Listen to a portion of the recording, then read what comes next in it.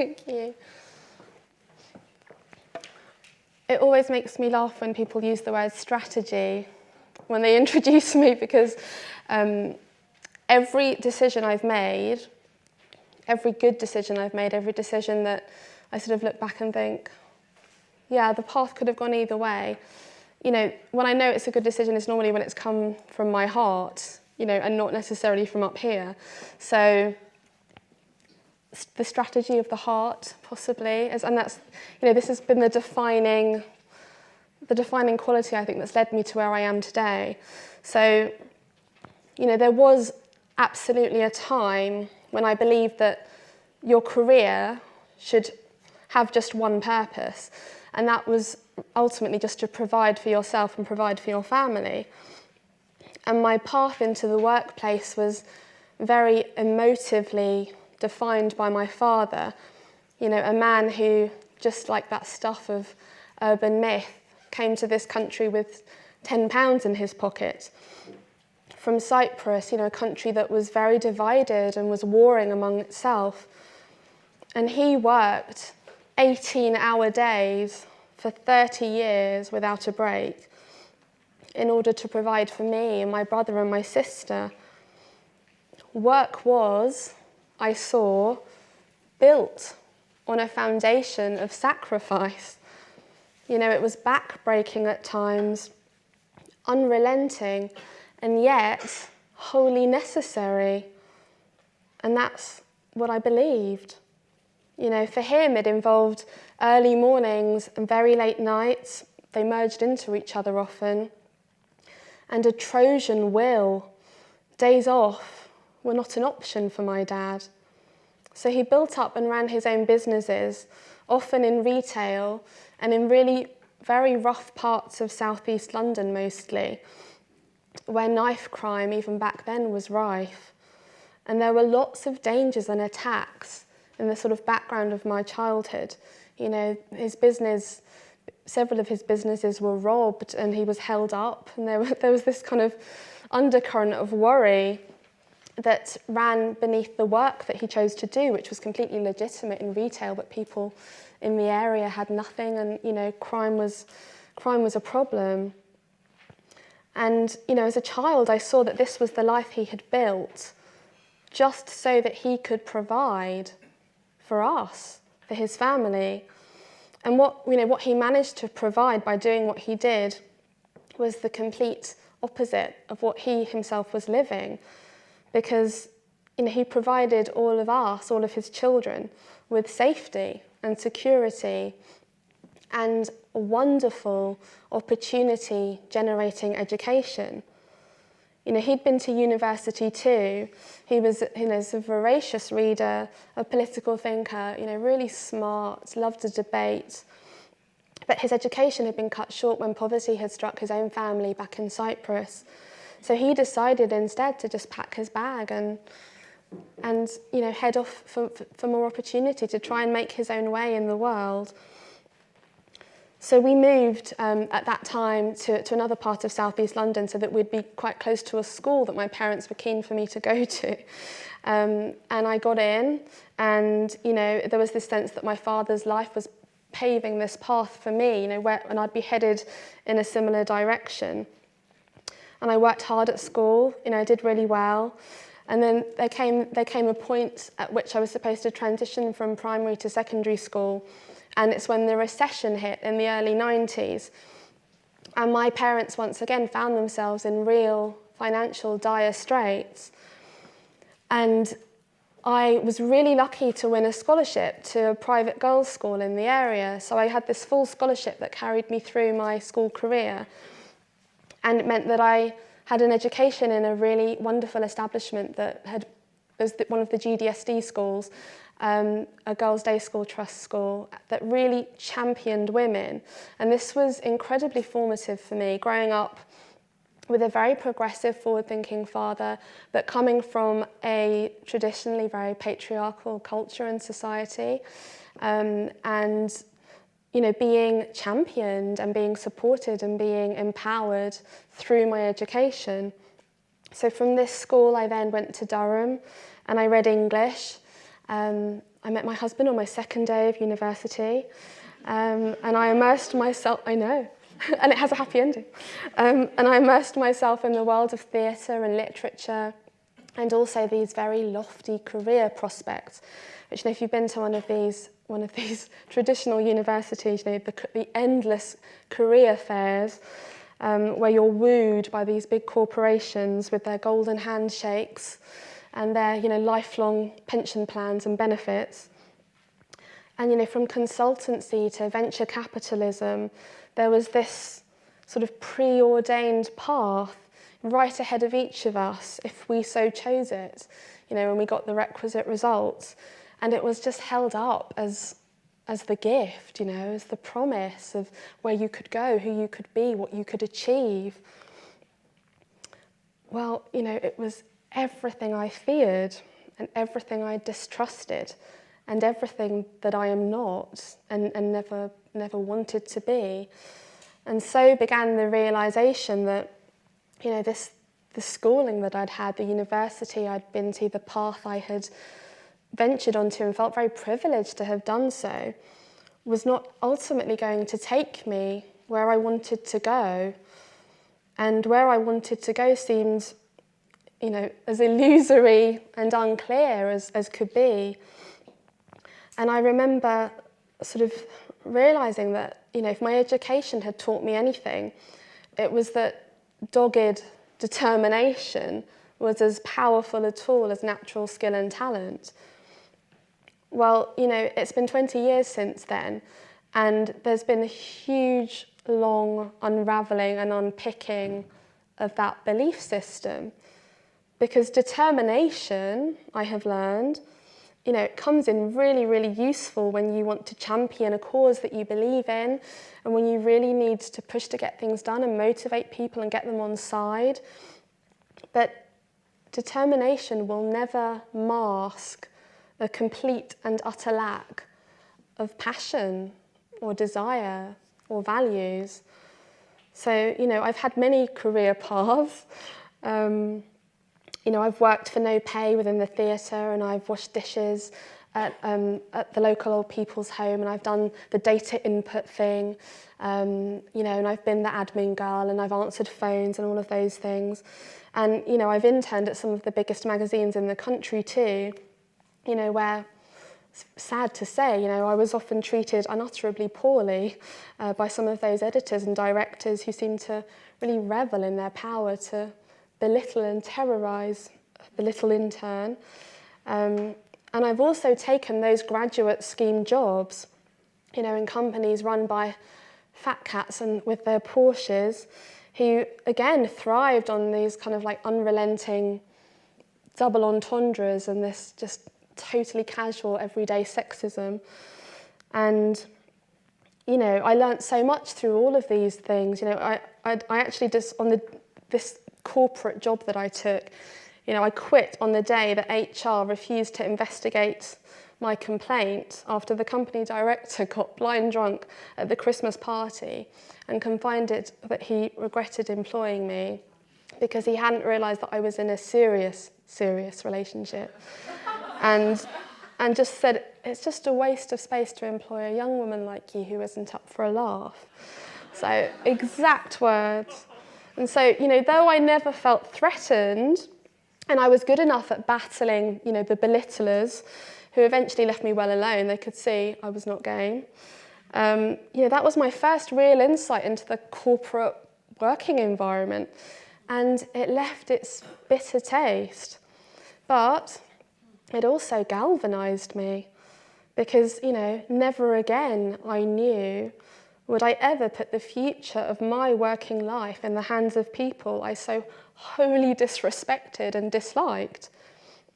So, fast forward 16 years, and it's only in retrospect that I can see how my path from that point very clearly forged away, and consciously so. So through a friend, I met an editor who was looking for a paid intern, and I was taken under her wing. So I was 22, 23 at the time. And I just wrote my heart out, just pages and pages. Anything that needed writing, I was the copy girl. So newsletters, websites, promotional copy. And I realised once more that writing was at my core. You know, it was the writing that had carried me through school, that had taken me to Durham and won me the scholarship. And returning to those roots and, you know, my natural values and I suppose gift felt like an awakening. And it was really at that point that I began to believe that you could earn a living doing the things that you loved most and aligning your purpose with your daily work. So that was quite a big turning point for me. But as I moved into the world of commercial magazines, a lot became very quickly apparent. See, in the world of women's consumer publishing, the advertiser is king, and big global corporations pay hundreds of thousands of pounds for advertising space. And it's essentially the editor and publisher's job to keep those advertisers happy. So though I've worked for many, many women and men who have challenged that norm to smallish degrees, and there are countless of, you know, incredible integrity-driven journalists out there who really write, you know, for the truth and the beauty of it, the sad and increasingly pervasive norm in this consumer publishing world is that you write about the things that you get paid to write. And there's a lot of the money is coming from industries that may not align with your own personal ethics and values. You know, if you upset an advertiser and you lose a multi-thousand-pound campaign, it's perfectly plausible that the magazine may face closure. So you often find yourself between the rock and the hard place. And for me, you know, the newly appointed beauty director at Psychologies magazine, this was 9 years ago, the struggle was constant because in my own private life, I very openly eschewed all cosmetics companies, brands who were involved in the industries that I didn't personally believe in, that challenged my value system.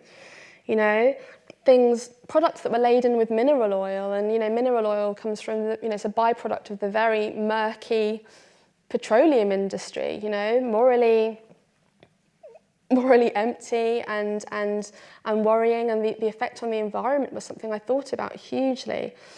But, you know, it's such a tricky one. You know, you've got a job at a magazine and you have a voice for the first time and there's a platform and you're writing about things you do believe in. Because what was really revelatory when I took the job at Psychologies was, you know, that I could finally write about the things that really chimed with my values. Because as a freelance writer, you're really like, you're a gun for hire. You know, you go where the work is and you write about the things that you're commissioned to write.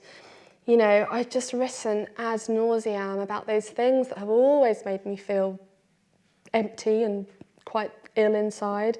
You know, the bikini diets and cellulite and all you know, and I got to Psychologies and I didn't have to write about that crap anymore, and it was so empowering and freeing, you know, and I got to write about well-being from a holistic perspective, not be healthy so that you lose weight, you know, that classic paradigm which is just seems constant in the world of women's magazines. You know, I was writing about self-care and positive psychology and really celebrating the female body, you know, in all of its unfiltered, glorious softness. And, you know, that really is when I found my voice.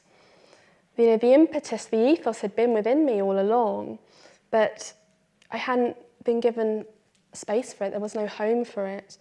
So, you know, it wasn't until I found a place that was unafraid of me voicing those beliefs that I truly felt the power of aligning my work with my values. But, you know, there was still a huge amount of work to be done because as beauty director, you know, most of my pages were given up to the celebration of a bright lipstick or a new perfume. And I'm not belittling the joys of these, you know, these little things, these simple things, but, you know, that's not where the work needs to be done, you know. But we had big advertisers who had to see their lipsticks and perfumes on our pages. And it was made very clear to me that not doing so was utterly non-negotiable. So once again, I reached a bit of a crossroads. And it was at that time that we all started to sit around together. So all the international editions of Psychologies, of which I think there were 11 at the time. And we came up with this idea of printing a beauty manifesto. And, you know, it was really about, for the first time, celebrating what beauty should and must mean to us societally, you know, so that we can really free ourselves from these pressures and projected expectations, you know, of what a beautiful woman is. So I wrote a line, feeling beautiful is more important than looking beautiful, which we still carry through. And it was a divisive line, you know, not in my mind. For me, you know, I truly believe, I feel it in the depths of my being, that feeling of beauty, you know, it's radiance and it's joy and it's self-acceptance and it's peace within oneself. And that comes from the inner work, you know, the inner voice. And that's far, far more powerful than the external projection, which is, you know, after all, not you at all. You know, how you are seen by someone, you know, that's all ego. That's not you underneath those layers. You know, and if you value and evaluate yourself and your own worth based solely upon what is being reflected back at you by other people, then I really believe you're in trouble.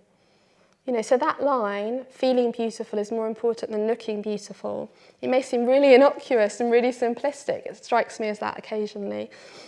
But along with our other beliefs that were printed in the 2011 Positive Beauty Manifesto issue, we had thousands of letters and emails from women who just wholeheartedly, you know, were just delighted to enter into a conversation where we were no longer holding the aesthetic and the external aloft, and were instead saying, you know, as a commercial women's magazine, stop focusing on how you look. You know, let's just move away from this. Let's move closer to where we should be going. So many things happened in quite swift succession after that manifesto was printed. You know, we received written support from some really wonderful high-profile women, Mary Portas included, who signed her name to the manifesto, Gillian Anderson, Susan Sarandon, you know, great women who stand for things. But we also, interestingly, received some really negative pieces in the press from female journalists who either felt that the manifesto was just impossibly simplistic and, you know, really vanilla and annoying, and that, you know, it was really foolhardy to expect women to align with this message of, you know, looking beautiful defines us as women and it should be celebrated, and, you know, these were the arguments put forward. But also, you know, there were people who highlighted, absolutely rightly so, that there was an unintentional hypocrisy here, because you would read the manifesto, you would turn the page, and then you'll see an advert, you know, for an infeasibly expensive face cream, promising, you know, a new ludicrous anti-aging benefit. So again, it was rock and hard place, you know, really driving it forward with the values. We believe this. I don't give a crap about this stuff. Anti-aging, but also in a position, you know, at a commercial women's magazine where a spotlight was on us, and knowing that it was kind of dangerous to mess around with the paradigm. But what I knew was that, you know, something real and big just absolutely had to change at that point. You know, it was not enough that I believed what I believed. I knew that I needed an environment that believed it too, from their foundation upward.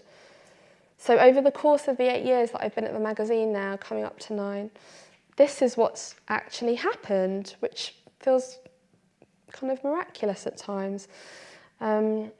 You know, the magazine moved from a very influential central London global publishing company to an out of London, smaller family-run enterprise, and that could absolutely have been the end of us at that point. But our circulation grew and our subscriptions grew, and when we were no longer in the sort of, I probably will get into trouble at some point for this, but you know, we were no longer defined by those very pressurized publishing ideals. We were freer to make these decisions and to make these big changes. And my role was just suddenly no longer defined by beauty. And I changed my title to Wellbeing Director, which again was about aligning my beliefs and my background with the work I wanted to do and the message I wanted to share. So, today in the magazine, there's a 20-page section, it's called 360 Me, and it's beauty, nutrition, well-being. Well, there's one beauty page in it. The rest of the magazine is about well-being, and really celebrates that. And, to be a commercial women's magazine without beauty pages is really unheard of. Beauty advertisers are the lifeblood of the industry. The amount of money that exchanges hands is extraordinary. But this again was a huge turning point for me because, the moment we all realised that we no longer needed to court these big advertisers, because, let's be honest, why would you advertise with us, sort of left of centre, mindful, thinking women's magazine, when you could advertise in a magazine that has 5 times the circulation and directly speak to an audience who spend thousands of pounds on anti-aging face creams every year anyway. The minute we owned up to that and we realised that, then we really freed ourselves from this game. And what we'd been told, the reason we'd been scared for a long time at Psychologist, we'd been told countless times, so many people had come in to consult on the magazine, we'd had so many different publishers, so many different marketing directors, and we'd been told countless times that we really needed to compete more obviously with the biggest selling women's magazines. We were told that we had to normalise ourselves. You have to be more mainstream was the message. Introduce fashion pages. Where's your celebrity coverage? And, fear drives you to do things that perhaps you wouldn't otherwise do. And we did dabble at times, but every single time we tried to touch those things that we didn't feel aligned with, they just failed miserably. The readers rejected it. We saw it on the newsstand, we felt it. It was really, really clear. And there's a reason why this happened, and not just across industry, or across roles, across professions in our own personal lives, because when you seek to be something you're not, and were never meant to be, everyone knows it, You just know it. You know it's not real, you know it's not authentic. And the message just won't resonate. So, out of that came a really long period of peeling things away and getting things straight and just identifying and really owning up to our core beliefs and values. Standing strong, warrior pose. This is us, this is me. We do not peddle celebrity gossip. We do not parade expensive anti-aging cosmetics that do not work anyway. And why would you want to not age? If you don't age, then what's the opposite? You die, You're not going to grow old, then you die young, It's insanity. We do not ever make you feel bad so that you feel driven to go to a store and purchase something that will be the solution to your problems. And we just sort of flesh this out. We will not do this. We will not be this voice. There are so many of these voices already. It's a cacophony saying the same thing. We will not be that. Out of this place came another moment of realisation, and I had to own up to it. Everyone I worked with, everyone I knew, most of my industry peers, they'd started laughing at me because I'd go to the big launches and I'd be given the cream in the bag, and I would sort of leave the launch with the cream in the bag and I'd offer it to someone on the street, or I'd give it to a friend or whatever, but I wouldn't use it because I don't use things that aren't natural, and they knew that, and I'd been very vocal about that. So that was really starting to make a mockery of me, and there was something very hypocritical, there, and that started to really trip me up as well. So, the moment again came when I had to choose and really align with my own belief system and take a leap. And we had a new publisher coming in, and I just sort of remember just writing down on a piece of paper, it's like make or break, I don't want to write about this stuff anymore.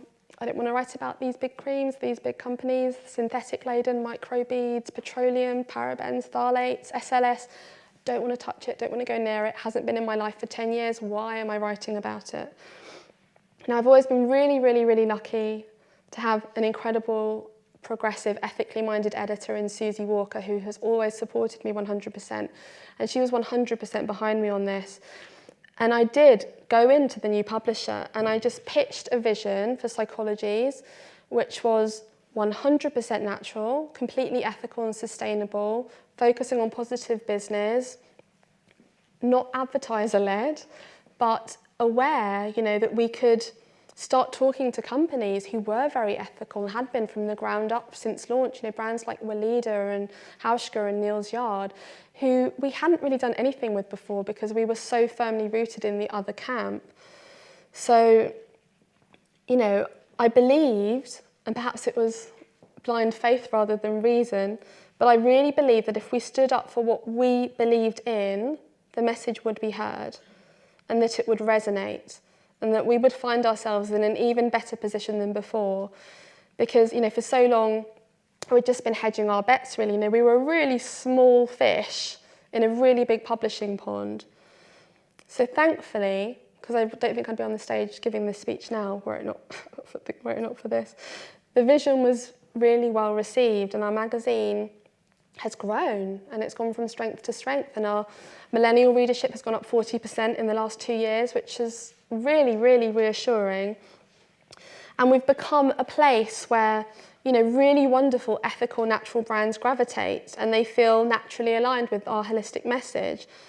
And also at the same time, serendipitously, the wellbeing sector's really started to boom and blossom. And again, we find ourselves blazing a trail for women who've really had enough of the aggressive fitness messaging. It's something I've always felt completely alienated by. So that really soft and gentle self-kindness message, which focuses on feeling and being over always doing and, wanting to change all the time. That's become a really important part of what we do, and it does fly in the face of so much of this kind of fitness-obsessed imagery, which is so pervasive in the wellbeing sector. So I was learning sort of slowly that my values really could and should inform my message, and that my message was totally indistinguishable from my purpose, and that my purpose, the why, was always behind the work that I was choosing to do. So things were kind of really coming together in a way that felt very streamlined and also very, very simple. So, this sort of waking up to the possibilities and the sort of aligning with this and the realisation as well is what led me to diversify. And, I write, I'm an author, I write wellbeing books. I've also consulted for brands for upward of 10 years.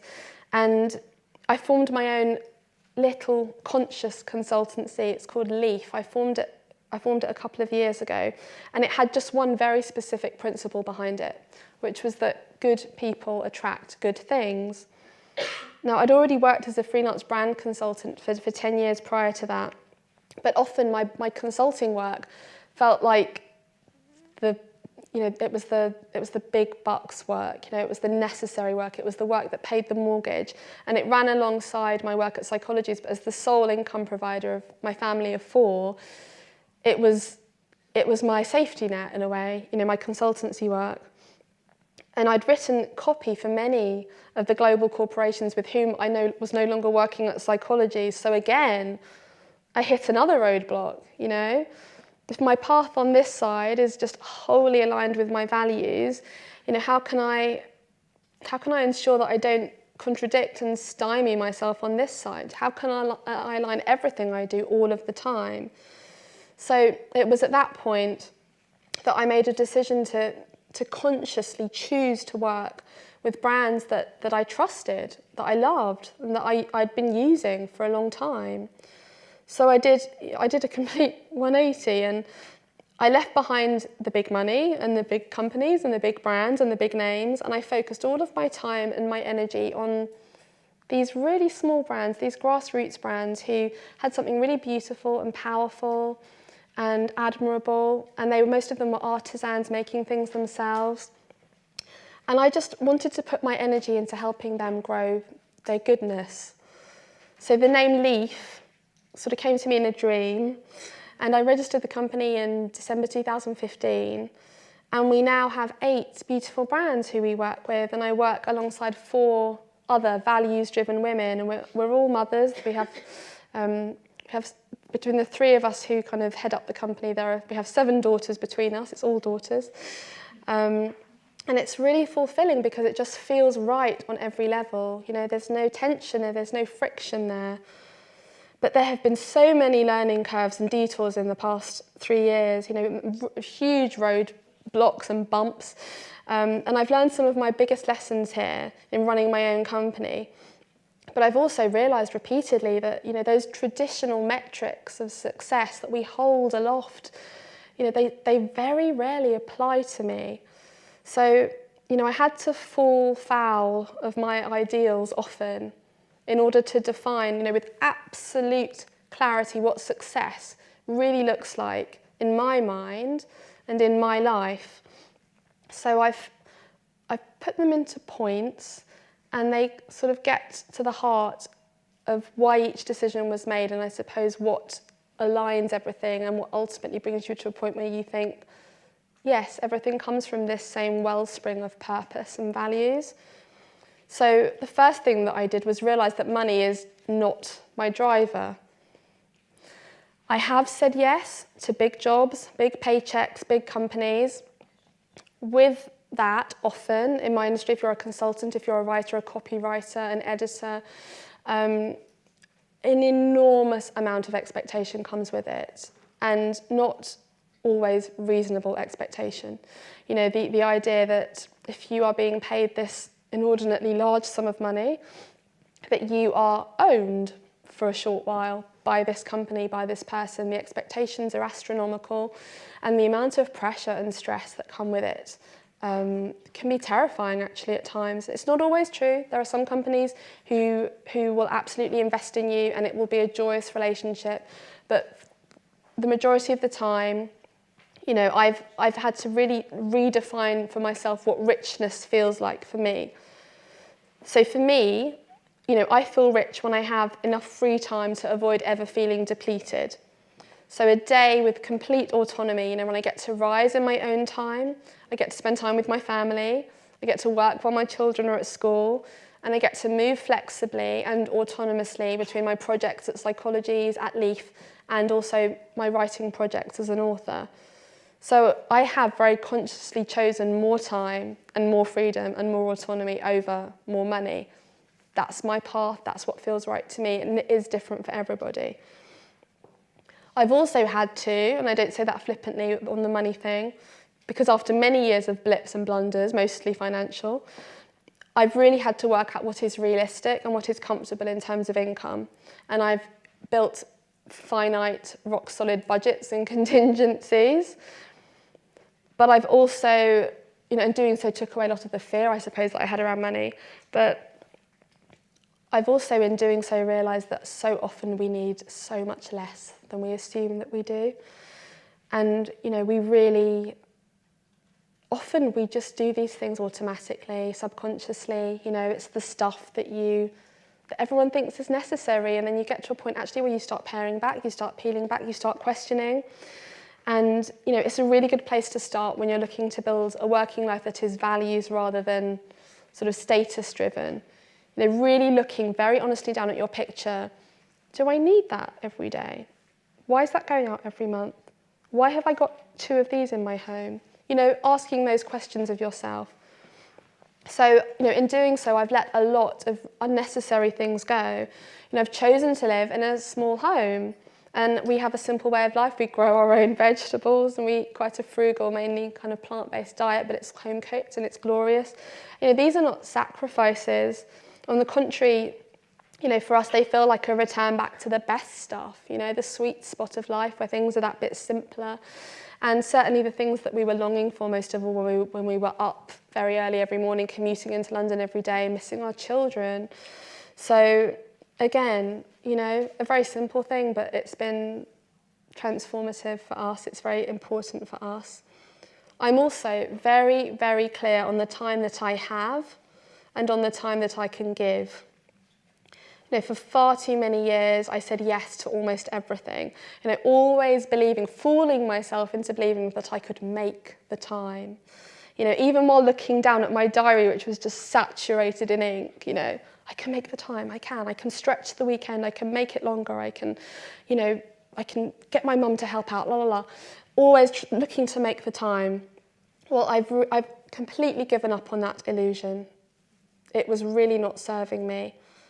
And ironically, what makes the most time for me now is my daily meditation, which may seem utterly counterintuitive, to sit somewhere for 20 minutes completely still and silent.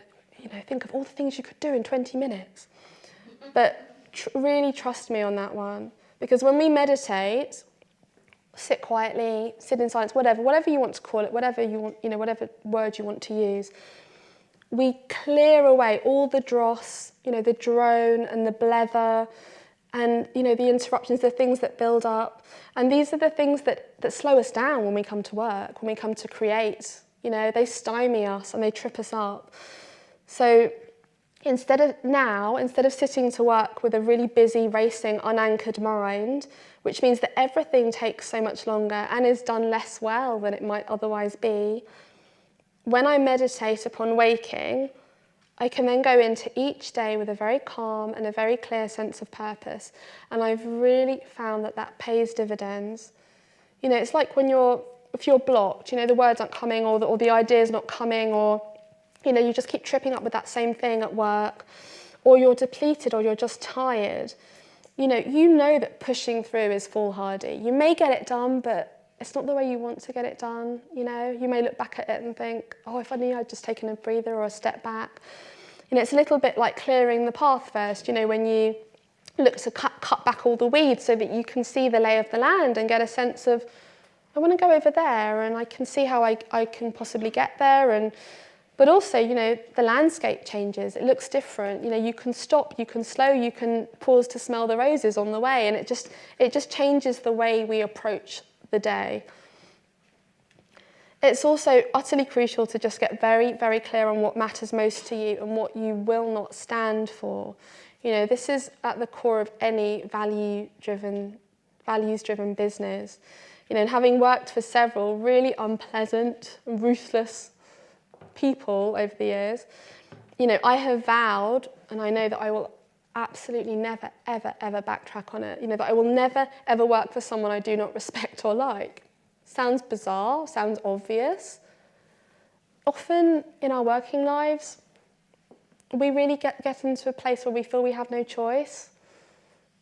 I don't believe that. I believe we always have a choice. And I know that that's, again, a bit of a divisive one, but I don't want to give my time or my energy or my gifts to someone I disrespect or dislike. I don't want to be in their company. I don't want to waste that portion of my life. So that's another thing that I've been very, very, very clear about. So at Psychologies, we invite people in whose messages and values are kind and compassionate and positive and inspiring. And at Leaf, this is a communications and a brand consultancy, and I grew up in an environment where you didn't really get to necessarily choose who you work for. People came to you and they wanted to work with you and they put money on the table and you work for them. Why wouldn't you? Well, with Leaf, I've really stepped back and we wrote into our mission statement at the very beginning, we want to work with good people. People who are a pleasure to be around, kind people doing good things, who tread lightly on this earth, who care, who are moral, who are ethical. And, it then goes without saying that what comes from them is good. And then the work that you do is good because it's about good things. Again, incredibly simple. But often, if that isn't built into the way you choose to work at the very, very beginning, you can trip yourself up along the way. You can say yes to things that you ultimately regret. So it's really worth thinking about that at the very, very beginning of any new project or enterprise. There's a line that I use often, I've written it in Psychologies before, so stop looking for happiness in the place where you lost it. And I've actually found that to be very, very true in business. So with Leaf in my first year, I'd launched a business, I hadn't really expected much interest. I thought, I'll build up, we'll go slow, I'll learn as I go, we'll take our time. There was a cavalcade of interest, delighted, excited, but very, very quickly realised that I had taken on far too much. Once you say yes, saying no feels like failure. It really does. But you have to have these conversations with yourself. You have to have these conversations with the people that you work with. So I was juggling an infeasibly large workload and, was at a point where I was not even head above water. There was just so much going on. The daily to-dos, the admin, the accounts, the deadlines, the status reports, the conference calls, all of that was on my shoulders alone. And I was still working at Psychologies, kind of mad. And I realised, this is not why I started my own business, but it was the unavoidable truth of my working life at that time. So instead of repeatedly trying to solve the problem, and again, it was that classic thing of, I'll make more time, I can work longer, I can rise before the children, I can work for another 3 hours once they're in bed. I was trying to solve it by giving more of myself. I realised that I had to completely change the picture. I had to just completely reassess from the ground up. And what I did was I essentially said yes to 2 new clients, knowing that I was then, for the first time, in a position to employ other people I trusted, people who were brilliant at what they did. So from the outside, we expanded. It looked as though we were just growing and everything was brilliant. But I was earning less than I ever had within my own business. But I was so much happier than I had ever been. And I had brilliant women who were earning their incomes, were working mothers, flexible hours. We were all absolutely aligned and united in what we wanted to do. And that felt really, really magical. And it's something that we all hold each other accountable for now, because if you're a working mother and you've ever been on a holiday that you didn't tell your clients about or weren't completely open about, and you think, I'll be on email, I'll be contactable, I can check my phone, I can send things, and you have family life, and you also are hoping for a bit of a break and sort of let your hair down a bit. I mean, the logistics of that, really trying to be too many things at once, not wanting to let anyone down, ultimately puts you in a position where you let everyone down. You are stretched far too thin and you're reaching in far too many directions. So for us, it was about being very, very honest from the beginning about the fact that we would take family holidays where we were not contactable. We will work these hours and not outside of them. On this day, Amy is here, Jess is here, I am here, making it very, very clear how we worked, how we chose to work, and if this doesn't suit you, then we're not the right company for you. And being really clear about that, with no fear and no shame. And that actually was a bit of a learning curve, because the 2 women who joined me as comms directors came from a highly corporate environment where out of offices did not exist, and you were always reachable and at all hours, because business was being done in New York as well. So a breaking down of that traditional paradigm was really, really crucial for all of us. What we found was, the happier our clients became, the more work we attracted, and then we found ourselves in a position where we continued growing and employing. So we've given opportunity to more people who feel the same as we do. But what's been really crucial for us actually is often in business, business is often just predicated on this notion that the opposite of growth is loss. But no one ever really talks about things that are good just as they are. And, I'm really happy with this. This level suits me. Doing this at this level, making this amount of money, having this number of clients is just right. I don't need to grow. I don't need any more than this. That's seen as tantamount to failing in business often. And that's something that I've never really understood. I have an amazing friend who makes she runs an organic beauty brand. She makes everything by hand. Everything is imbued with her intention and her love. She has a 100% return rate. So every single person who's ever bought from her has bought from her again. So her repeat purchase rate is unheard of. She's really happy. Her life is manageable. She gets lots of free time. She goes for a walk along the beach each morning. She's in her, lab kind of making her products in the afternoon.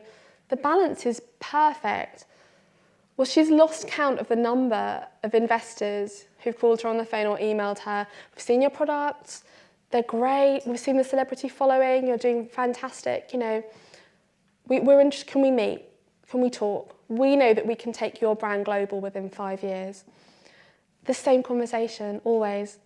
And from her, the idea is not that it scares her.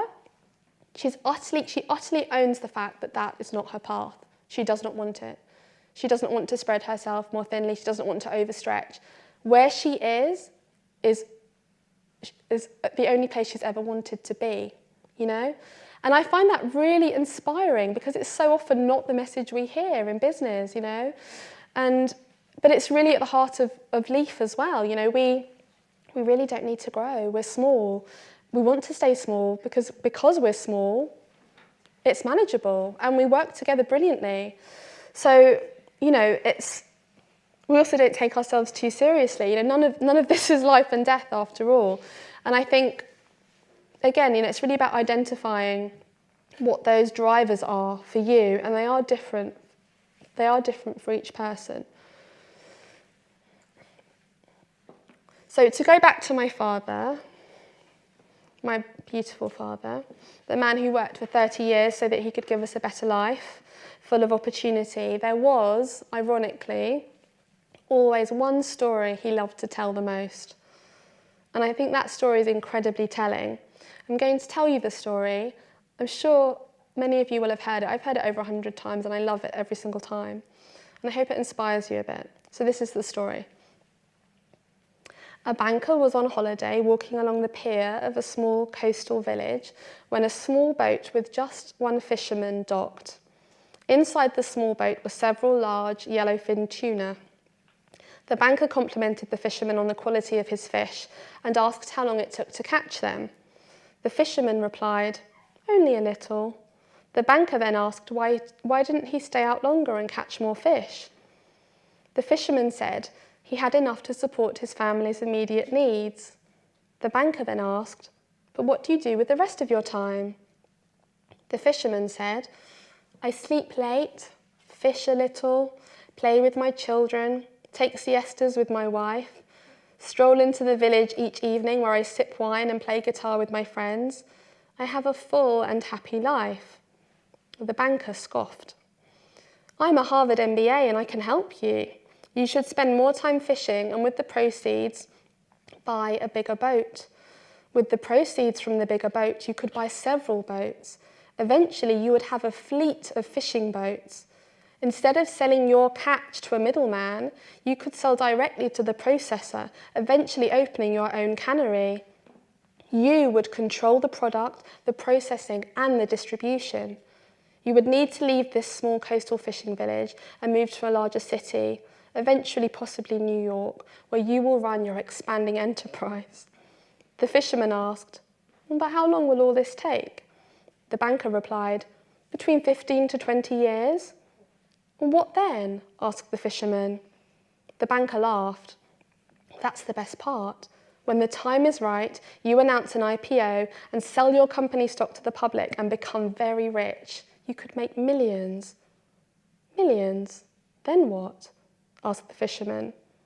The banker said, "Then you would retire. You could move to a small coastal fishing village where you would sleep late, fish a little, play with your kids, take siestas with your wife, stroll to the village in the evenings, sip wine and play your guitar with your friends." Thank you for listening.